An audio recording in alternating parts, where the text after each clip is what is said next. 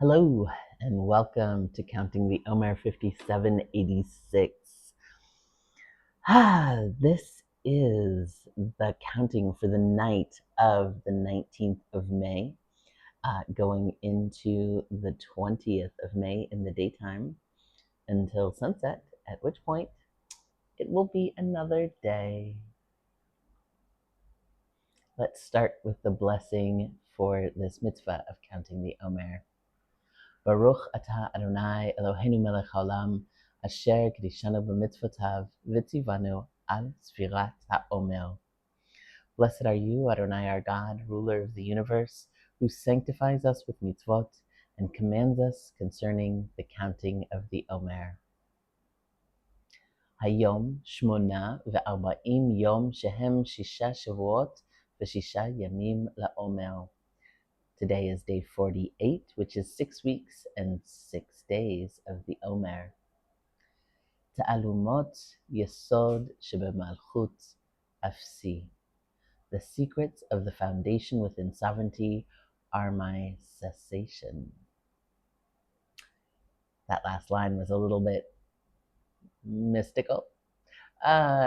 Let's get into it. But first, let us say a blessing for Torah study.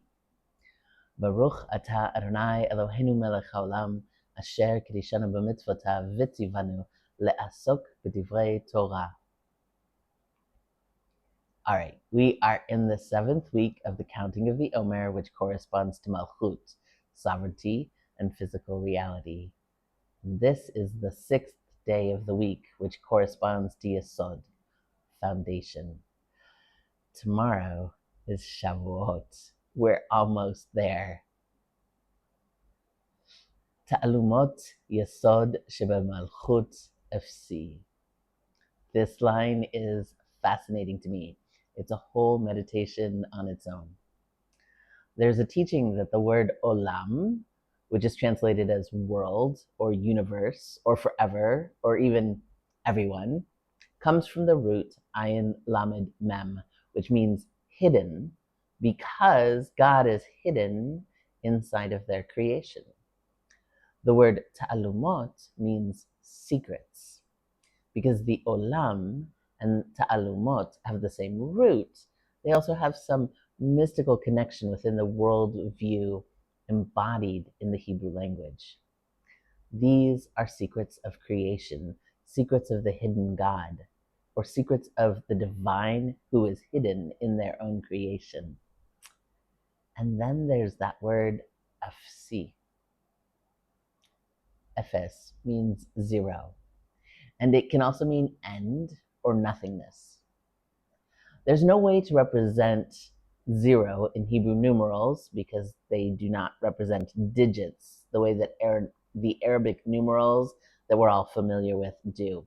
But the idea of zero does exist in Hebrew, and our ancient sages spent vast amounts of ink examining the concept of zero. In biblical Hebrew, the word is used in the term efsei eretz, which first appears in Deuteronomy 33:17 and means the ends of the earth. The word ephes is used twice in Genesis 47, verses 15 and 16, when describing a lack of money. The Egyptians asked Joseph, "Why should we die in front of you? Because the money is gone." The word ephes is used 50 times total in the Tanakh. The Brown Driver Briggs Dictionary suggests that the root means ceasing, end, extremity, extreme limits, as well as non-existence. As found in Isaiah 34:12, its nobles and all its lords shall be nothing. So how do we bring this into materializing foundation and materializing integration? The malchut, right? The yesod shebe malchut, the foundation that's inside of material reality. In order for something to be whole, it must have boundaries. Integrity exists within the boundaries. Foundations are also boundaries. Think about a building. Its boundaries are its walls and its roof and its foundations. On the other side of the boundary of everything, what is there? Nothing. God, however, does not have boundaries. All boundaries are contained inside of the divine. God is both all things and the no thing, or nothingness. When all things cease, there is still God. The foundation of reality is in the divine nothingness. So boundaries have two sides, right? Yesterday, I read Exodus chapter 19, verses 20 through 23. And that last verse mentions the boundaries of Mount Sinai. As I was looking over the biblical verses again today, I realized that it made sense to overlap my reading from yesterday and repeat verse 23. And that too is a little bit of a meditation on how boundaries have two sides.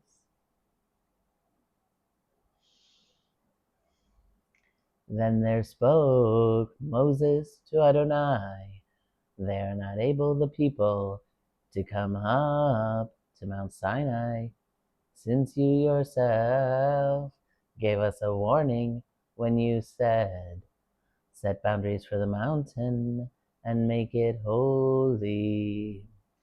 And responded to him Adonai, go then descend, you will come back, both you and Aaron with you, with the priests, and the people will not break through to go up to Adonai, lest God birth forced against them.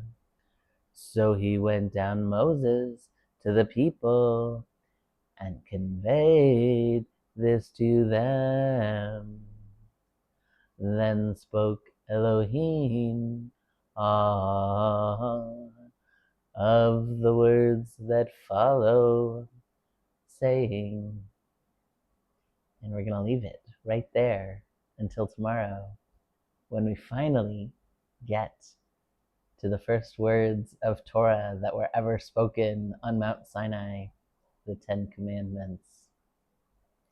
Thank you so much for studying with me and counting the Omer with me this year.